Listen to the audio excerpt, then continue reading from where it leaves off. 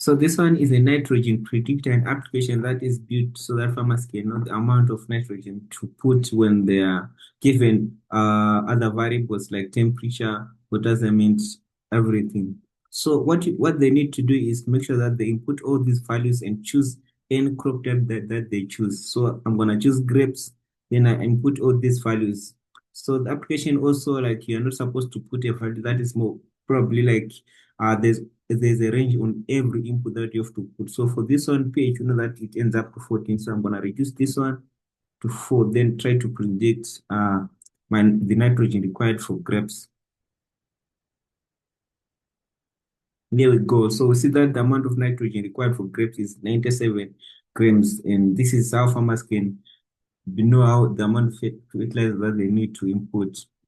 So to do this, I code my model that I deployed on render, and I'm calling the API here, and these are the inputs that are supposed to be input by farmers.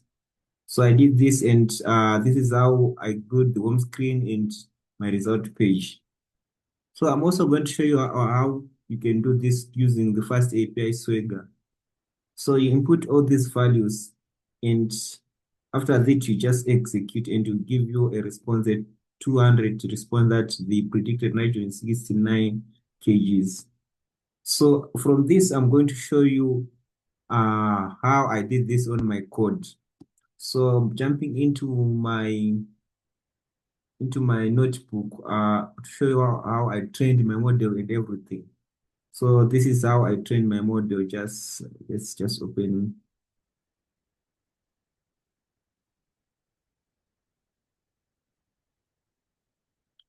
Right. So this is how I trained my model. Then I downloaded my data, which is being used here, and after this, I just visualize my data to see how they are related to each other. Then after this, I trained all these data sets using linear regression, random forest, and decision trees. So this is how I did.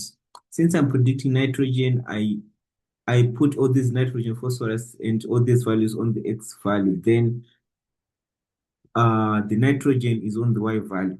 So all other values are in the X values. Then the nitrogen is the what I want to predict, which is in the Y. So I trained this using linear regression, I utilized the scikit-learn, which was able to give me the prediction. So after doing this, I found out I printed the loss to see how my model was performing. So this was my loss for linear regression. I did the same with decision trees. So jumping onto the random forest. So the loss for the random forest was 12 compared to the one that was 13, which means this one is performing better. And if we see that the R squared, this one is 0.8, then that one was 0.69, which means this one is also performing better on the R squared error.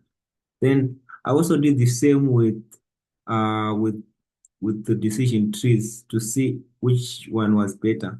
So we saw that the random forest was 12, but this one is went up a bit, which is now 16. So on training my models, I chose the random forest, which I then used to load and I chose that model to be able to predict my results. So this was all the comparisons, and I chose this one because this was the best model, and I loaded my model here so that it was saved here, right?